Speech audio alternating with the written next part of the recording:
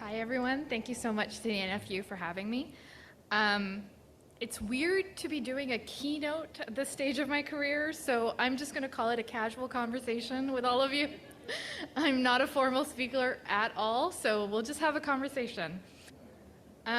So when Mara asked me to do this, I was confused. I was like, what am I going to talk to a room full of farmers about? And she suggested that I talk about the year of reporting that we've done at the Narwhal. For those of you, we'll get into what the Narwhal is briefly for those of you who don't know. But for the past year, me, my colleague Emma McIntosh, and our bureau chief Denise Belkacun, we've been covering the Ford government's changes to land use policy, which sounds very, very nerdy. But what it means is we've been covering policies that could impact green space and farmland in positive and negative ways. And the conclusion that I can make today, which might change tomorrow, is we didn't really grow this year. And for those of you who don't follow Ontario politics very closely, I'll walk into why we didn't grow. For those of you who do follow Ontario politics closely, this might be a bit of a recap, but hopefully from a different perspective, from a journalism lens. So to start, the Narwhal. So we're an online publication. We are primarily known for offering in-depth coverage of environmental and energy issues across Canada. It was founded 5 years ago this year, and the Ontario Bureau, which is the three of us in this very Nancy Drew kind of photo, we were hired 2 years ago with a mandate to cover environment and energy in Ontario, which not a lot of reporters do. Most of the Ontario reporters cover politics, but no one really has a climate lens. And I think we've done okay for the past year. A lot of investigations into the Greenbelt, Bill 23, and a lot of other policies that you may be familiar with that have gotten us a lot of reversals, a lot of impact in this province. And we'll get into a few of those. So as a preface, I guess, every photo that you see on this slideshow has been taken by a wonderful photographer named Christopher Katzer of Luna. He spent a lot of time in the Greenbelt. Every time we covered a weird, nerdy policy story, we would call Chris and say to him, Chris, can you just go to Halton and take some photos of farms and try and capture the tension between development and, the land that we want to save? And Chris would go out there with his drone and take some absolutely stunning shots. This one in particular is everyone's favorite because it just so perfectly shows what's at stake in Ontario, right? It's a rapidly growing province that wants to build more, that wants more development, but there's a trade-off, and that trade-off is farmland and green space. So in this trade-off, there have been a lot of developments, pun intended, and a lot of policies. And I'm going to try and unpack them to the best of my abilities. And I also want to sort of take you guys behind the curtain on how we learned about it. Because what's interesting about this past year is not just what happened, but how it happened. And how it happened was through a lot of secrecy. And what we learned most of it through leaked documents, through documents that we obtained through freedom of information, through sources who decided to whistleblow because what was happening was so devastating that they wanted to do something to stop it. And that is what led to the stories that you saw in the newspapers and online. So, everyone focuses on the Greenbelt, which is a little bit of a pet peeve of mine. I love the Greenbelt, don't get me wrong.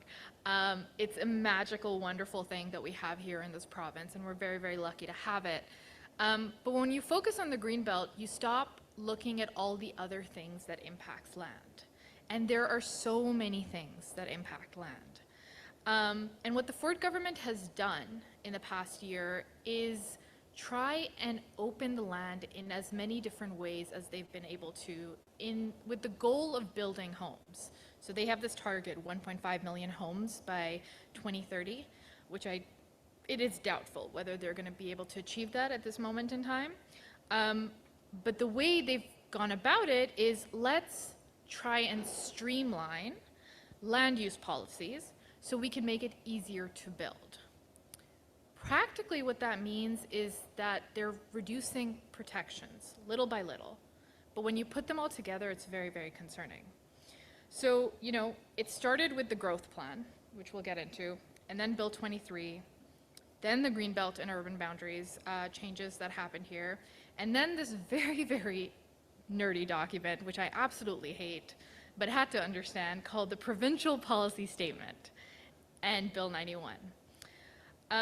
I will say every single policy listed on this slide here was released and changed without notice.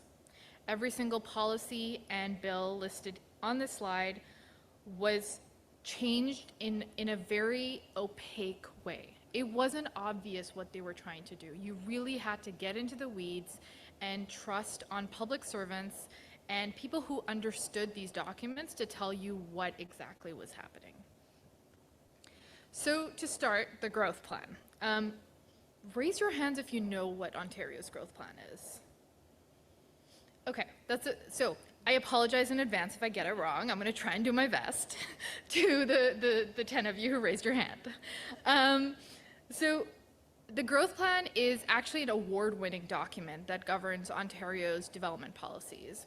Every 5 years, municipalities are required to look at their population targets, look at how much land they have available, and figure out what they need to do to, you know, sustain the population growth that's coming, that can't be stopped, right? What the Ford government did during the pandemic, when, you know, city councilors were trying to figure out how to do their business from their homes, is reduce that timeline. So now they had 4 years to figure this out. That's one less year. And this is a lot of work. I've spoken to a lot of city planners who explain that you literally have to look at every single parcel of land and map it out and sketch it out. You have to talk to 1 billion people. You have to do tons of studies. It's a lot of work. They had to do it in a condensed timeline, and they had to do it looking for an additional 10 years. So before the Ford government was in power, the growth plan looked towards 2030. The Ford government said, no, let's look towards 2040. So they had to do more work in a less amount of time, considering a longer period of time. That's what started it. It started, when you have chaos, things start going bad. And bad decisions start being made, and then you start losing things. And in this case, we started losing some farmland. But that's where the story really started. It was in 2020 when the Ford government did this. The deadline was 2021, and that's when the mad scramble happened. And we now know, with hindsight, because we've all gotten a lot of documents that show this, that that's when the Ford government started piecing together what they wanted to do. In the process of the growth plan, you know, a lot of municipalities started taking some controversial positions. York Region, where those of you familiar with it, has some of Ontario's best farmland, a lot of which is in the protected Greenbelt, decided they were going to open a big parcel to build 30,000 homes. Huge controversial decision. Everyone was shocked when City Council decided to vote in favor of this. Meanwhile, Halton, on the other side of Ontario, did the opposite. Halton and Hamilton decided they didn't want to grow. They wanted to actually intensify. They wanted to look at the pockets of land within their boundaries and build higher and more of it inside. They didn't want to build on farmland at all. Both those decisions were very, very shocking in different ways. Now what happens is these municipalities submit their plans to the province. The province has to sign off on it. Now, the minister has the discretion to refuse and say, no, you can't do this, you have to do what I did. And of course, that's what Steve Clark ended up doing. But more on that in a little bit.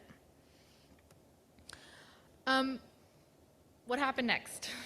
Bill 23, my favorite. So the reason why I love Bill 23 is because it was massive. It was so big that I think they thought that no one would find what's wrong in it. They were just like, here you go, we're going to build houses and here's how we're going to do it. And then you start reading it and you're like, wait a second. You're saying you're going to build housing by cutting every single environmental protection we have to prevent housing on farmland and green space? Huh? But that's what they did. They tried to bury it in this massive piece of legislation. We got a leaked document the day that the bill was dropped from a source that showed that the first thing to go was conservation authorities. So again, for those of you who aren't in Ontario, conservation authorities are another very special thing that this province has. They are these bodies who not only oversee protected lands where you can go and hike and enjoy nature and have, you know, education programs, but they also help municipalities figure out the best way to develop land in a way that's sustainable, it doesn't harm the environment. The way that conservation authorities explain it to me is that whereas municipalities just look at their borders, conservation authorities can look at land from a bird's eye view. So they can see all the connection. Where are the rivers going? Where are the wetlands going? If the wetland stops at Halton's boundary but then connects to, you know, neighboring regions, if Halton decides to expand its boundary, how's that going to affect this wetland, right? They're the only ones who can do that because they're not constrained by the boundaries of the political system. Doug Ford has thrice now, this was the third time, tried to limit their powers, suggesting that conservation authorities were a barrier to development. When in fact, if you actually talk to conservation authorities, they say that we're just trying to make sure we develop well. Nobody in Ontario is against building. I think there's a lot of farmers that I've spoken to in this process who will, the first thing they will say, we're not against building more houses. We're against building for the sake of building at the cost of land. So this leaked document was the first sign that Bill 23 had a lot of concerning things. And as we dug into it, we learned that,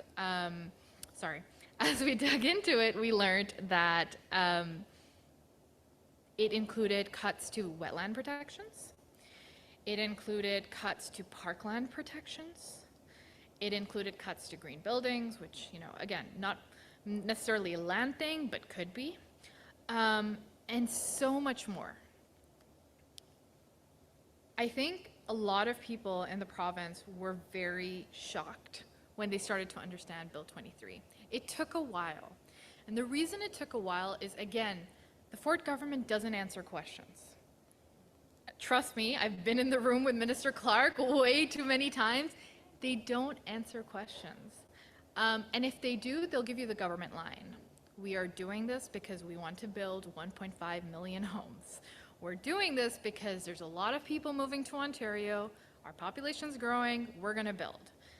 You don't really get answers when I ask them, okay, but what is the rationale to reduce conservation authority powers?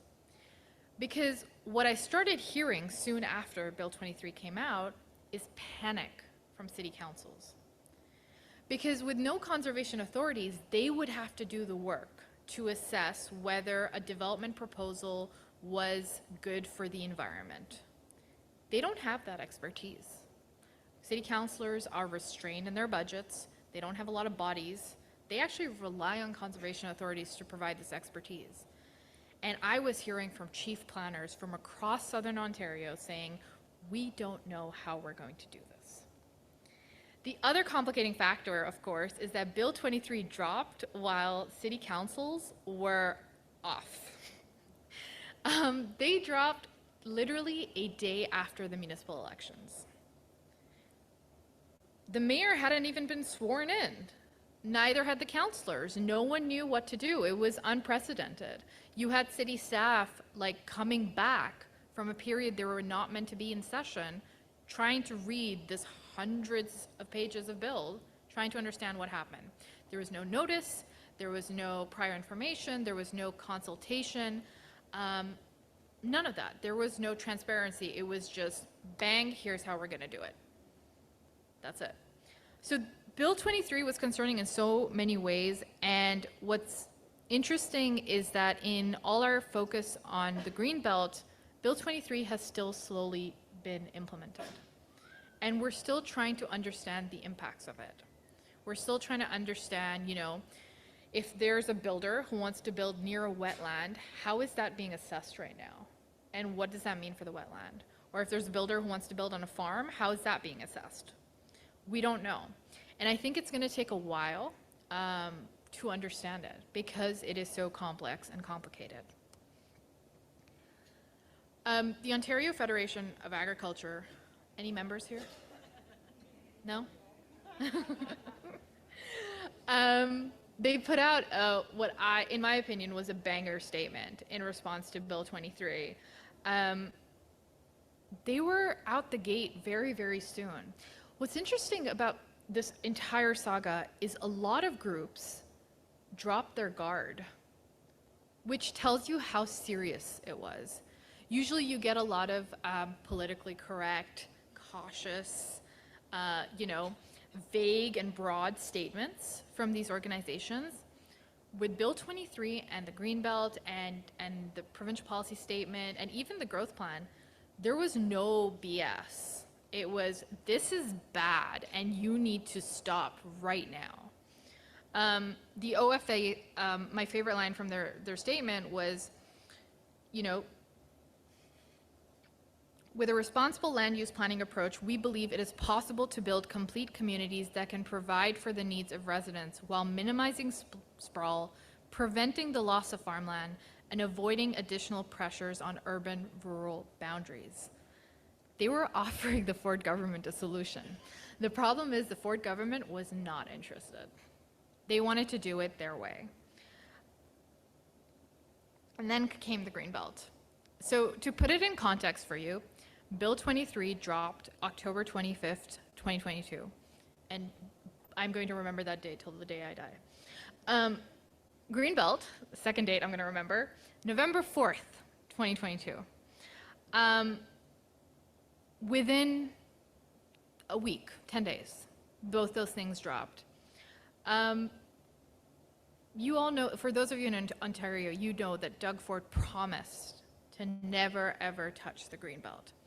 So imagine our surprise when Emma and I, my colleague Emma, and I, on a Friday afternoon, get phone calls, separate phone calls from sources saying Doug Ford's going to go open the Greenbelt. No, he's not. What are you talking about? Like, no.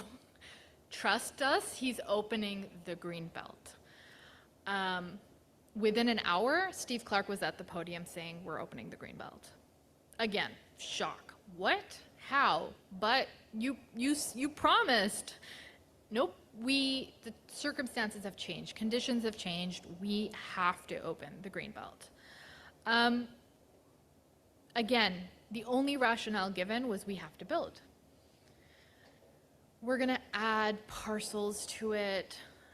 We're not going to, don't worry, farmland's not going to get destroyed. It was just vague and confusing. And in the months since, we've done a lot of investigations to find that it obviously, and we now have the Auditor General and the Integrity Commissioner, who both confirmed that this decision was made in the worst possible way that political decisions can be made. The first investigation, which some of you might have seen, was an investigation done by us and the Toronto Star, reporters at the Toronto Star, where we literally just looked at who bought the land that was opened to development, who bought the farmland, who bought the empty green space, who was it, and how are they linked to the Ford government.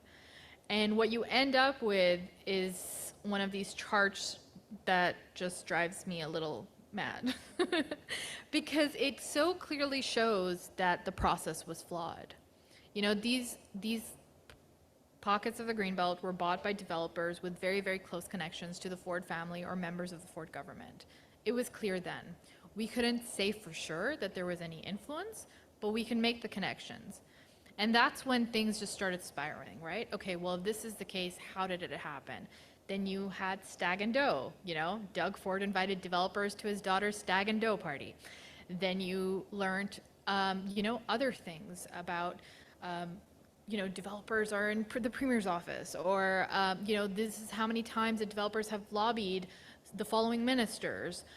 Reporters were on it. You know, this was like a collective journalism win where everyone knew something was wrong and we all went fishing. The same day that the Greenbelt was announced, something else happened though. On November 4th, 2022, Doug Ford also ordered every single municipality to expand beyond their boundaries. That included two that didn't want to, Hamilton and Halton, which I just mentioned. Again, the minister at his discretion can do this. What's interesting is that in these decisions, there was no ability to challenge this decision. Usually there are. Appeals weren't allowed.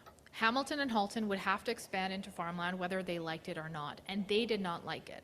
To put it in perspective, Hamilton actually conducted a year-long survey of its residents. It physically mailed out surveys asking every single resident, what do you want? How do you want Hamilton to grow? And an overwhelming majority of them voted, participated in this democratic process, and said, we don't want to build on farmland and green space. We want to build on the land that already exists. Again, unprecedented civic engagement, incredible result. Hamilton votes, Steve Clark overturns. Everyone is livid in Hamilton.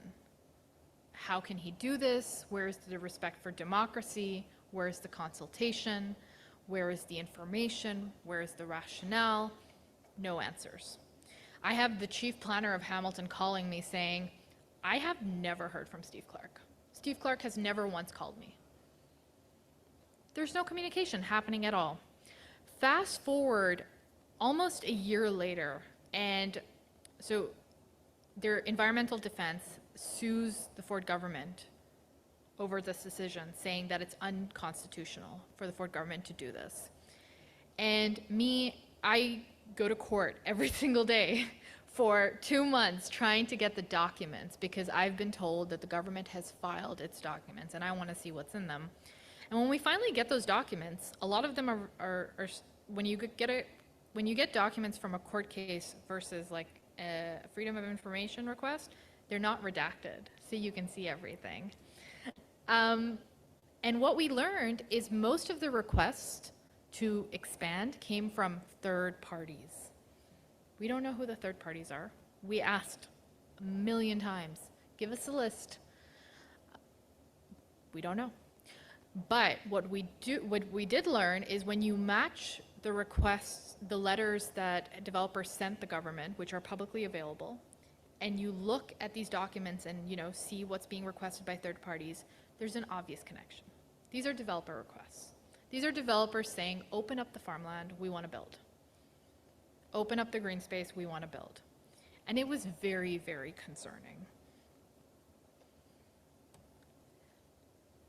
In one of the most shocking instances in this saga between Bill 23 and Greenbelt, I went to Windsor to do a story about a national urban park that they're building there. And in the process, I got an interview with the mayor, Drew Dilkins, who is actually the chair of the housing committee that Doug Ford has put together. So obviously, I asked him questions. And he was talking about how Windsor was building on farmland. They have a contentious proposal right now to build a hospital on farmland, and everyone's very, very concerned about this. And so he was telling me about it, and I said, but isn't that farmland? And he said, it is farmland today. The way my jaw metaphorically dropped on the floor, I cannot tell you. Being a professional journalist in that room at that moment in time was very, very shocking. Because here was a mayor who was blatantly admitting that the farmland was going to be developed on no matter what. It had to change. And he had a justification for it. Where else am I going to build? Windsor has no other space to build except farmland. And I don't have an answer on how he should navigate that, but it was very shocking. It was the first time that a mayor openly admitted to me that there was no other choice and this is what he had to do. So, we have the growth plan, we had Bill 23, we had the Greenbelt, and then a few months later, the Ford government did something really weird. they decided to rewrite the entire provincial policy statement. So this document is even worse than the growth plan. I think I hate it more than the growth plan. The reason is because it is written completely for people who read it every day, like bureaucrats. It's not written for us average folks. And it's very dense, and it's also called a guiding document. So technically, it's not a law. It's a document for all of Ontario, not just the major municipalities, because the growth plan governs them, but for every single municipality in Ontario to read and make development decisions on. And it was designed to ensure that we're growing sustainably. All of these policies were designed to ensure, first and foremost, that we're growing sustainably and we have the protection of green space and farmland first and foremost in mind. Ford government decides out of nowhere, again, out of nowhere, on a whim, one day, on a Tuesday afternoon, we're rewriting the PPS. Okay, why? Well, we got to build. Okay, but you did that with Bill 23. Yeah, it wasn't, this has other things. Okay, what things? You just have to read it. And then you read it and it's like, I don't understand. Again, shout out to public servants because they have been real heroes to help us understand it. I need to read this part because it is so technical. So along with the PPS came Bill 97, which had Ontario's entire farming community concerned. Because together what these two documents did is legitimize construction on farmland. They increased the amount of lots that farmland could see to 3. That was unprecedented. They also reduced the minimum distance separation, which is, my understanding, is the separation between, a piece of infrastructure on a farm and something else. Again, out of nowhere, it felt like an attack specifically on farmers. And again, there was no rationale because Doug Ford loves farmers, you guys. He loves them. Every year he does a plowing match. He gets on a bulldozer and he drives around and tips his hat to farmers. So obviously this is an attack on farmers, right? Except that, every single policy he had changed in the last year had been policies designed to protect farmland, and now they were all disappearing, one cut at a time. And no one could make sense of it. I like this quote from Emily Sousa, who's a land use planner in Brant. And she said what the Ford government was doing was cherry-picking policies that the province views as favorable to building housing, not whether they're sustainable or desirable. There was no logic to this madness. It was just someone saying, let's just throw paint at land use planning and see what sticks. In the process, a lot was at stake. Oxford County, which has 10% of Ontario's farmland, estimated that they would see 18,600 houses. That would translate to a 10% loss of agricultural lands. Huron County expected to lose 25,000 acres. Wellington was expecting to lose almost 28,000 acres to build 12,000 single-family homes. Middlesex thought that they would have to build more than 21,000 homes on farmland to comply with the Ford government's instructions. So in total, by mid-2023, we were expecting to lose more than 128,000 acres of farmland just across 3 counties in southwestern Ontario. That doesn't include Windsor, that doesn't include Hamilton and Halton, which are huge, that doesn't include York Region. That's a lot more farmland. You could easily quadruple that number by one estimate. And the fact is, we didn't need to build on it, farmland. By the government's own housing affordability task force, we have enough developable, I can never say that word, developable land to build on.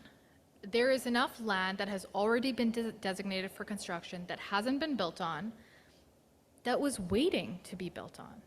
And we can get into a whole side rant about why developers aren't building there and so forth. But the fact of the matter for us, and this conversation at least, is we didn't need to do this. So why were we doing it? We had all the land we need. The amazing thing is this somehow united the farming community, which I'm told, and maybe you can confirm, is very, very hard. I'm not firing shots, I swear, I'm not. This is what I've been told, that uniting the farming community is a difficult endeavor, but somehow Doug Ford did it. So we can give him that. 14 different Ontario agricultural organizations came together with a joint statement saying, we do not support policies that will increase residential lot creation in prime agricultural areas or in rural areas that are actively farmed. Ontario boasts some of Canada's richest and most fertile farmland, and these policy changes put the sustainability of that land and the food system it provides at great risk. You cannot say it plainer than that. Again, huge.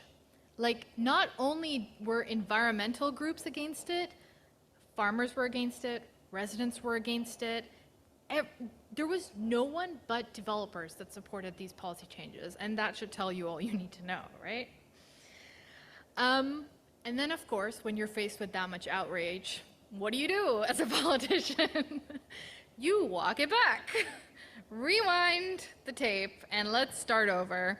So they rescinded the expansions onto the farmland, they rescinded the Greenbelt opening, they abandoned the proposal to sever the lots, and the only thing that left on the table is Bill 23, which again, we'll find out what happens to that, but he walked it back because we all did not like it. Here's the thing, even though he walked it back, we're still fishing. And we got tons of documents and sources in the months and weeks after these policies that painted a picture that was very, very concerning. And what we learned is that staff started with the Greenbelt. You know, staff in Steve Clark's office, particularly his chief of staff, Ryan Amato, who was implicated in both the Integrity Commissioner and Auditor General's report as being the mastermind of all of this. So he wanted to open up certain lands based on developer requests or otherwise, and staff would come back to him. We have the emails that show this. Staff would say to him, hey, we can't do this, it's protected under farmland laws. Hey, we can't do this, it's protected under the following environmental regulations. Hey, we can't do this, it doesn't have any wastewater infrastructure. And Amato would literally say, don't worry about it. Open it anyway. We got this. In one email exchange, he's like, don't worry, we're investigating further. In one exchange, the public servants are like, the provincial policy statement says that we can't do this. And he responds, we're looking into the PPS. What they were creating was a foundation to open all the other policies. It was never just about the Greenbelt. It was about opening as much land as possible. That was the goal. And they were already setting the foundation to do that based on these email conversations that we got through internal documents. There's one email where he literally says, as a first step in the land use changes. So you know that there's more coming. And for months, sources had been saying, like, this is just the start, this is just the start. And we thought that was fear, right? That was fear that if they could do this, they could do other things. But when we got the documents, realized it was justification to meet what they wanted to do. This email in this section was really interesting because a public servant told a colleague, not even Ryan Amato or anyone in Clark's office, he told a colleague, there's only so far I can go without direction, and that there would be a significant number of policies that to write or adjust that would result in major ripple effects across Ontario. Public servants knew what this meant. And you can see in these emails, they keep trying to highlight, this is going to devastate farmland, don't do it. And despite that, Ryan Amato said, take it off the list, or someone else in Clark's office said, we'll deal with this in the next round. It was just The word corruption has been used. I'm not going to use it because I'm a journalist, but a lot of people have called it corruption. But it's also just the most haphazard way to create a policy that I've ever seen. So, can good things still grow in Ontario?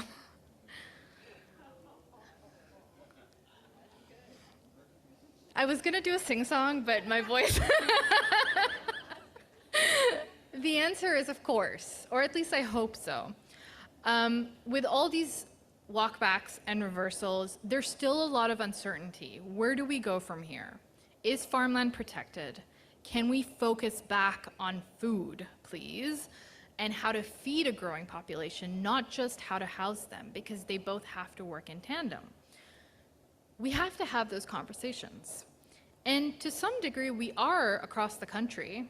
These are some of the stories from my colleagues in BC and the prairies who have been actually going to the farming community and talking to them about farming issues, not Doug Ford. It's about climate change, which I know you all have been talking about, and how agricultural practices are being adjusted to that. It's about, changes in farming interests. Ontario has a big generational problem. How do we get more young people to take an interest in farming? It's about food security and how do we work with Indigenous communities and BIPOC communities to enhance that. And it's about, obviously, emissions. How do we mitigate that? So my takeaway for you is this. Policies are really, really complicated. Governments will always do their thing. But what's important is we need to keep talking. None of the reporting that the Narwhal has done in the past year in Ontario would have been possible without the help of public servants and people who just understood these things better. And some of them were farmers. Again, OFA has been very helpful to me in sort of understanding a lot of provincial policies, but so have a lot of agricultural experts, the professors, the land use planners, who go out there every day and understand what agriculture means and how to protect it in a changing world and in an evolving world. So help us understand policies, help us understand how it impacts you on the ground, because that's how we can help other people understand why this matters. The reason why I think the Narwhal's reporting was able to be as impactful as it was is because with the help of people, we were able to break it down and explain, if Doug Ford opens up the Greenbelt, we are going to lose the farmland that feeds you. And right now there's a food supply crisis in the world and we really need that land. We could only do that with the help of farmers who spoke to us. So tell us the good, the bad, the complicated, and tell us how you're connecting farmland to your communities. In the past year, we've spent a lot of time making the land the main character. I would like to make humans the main character, because the land is nothing without humans. Let's be real, we're very interconnected. It's hard to do that, though, if no one's talking, right? So let's have conversations about how are we connecting farming to communities, and every community is different. Is it through food security? Is it through education, through recreation, through awareness, through whatever else that I couldn't think of when I was putting together the slide? So the goal is to keep the conversation going. And that's my spiel. Thank you so much for listening. I hope that was interesting.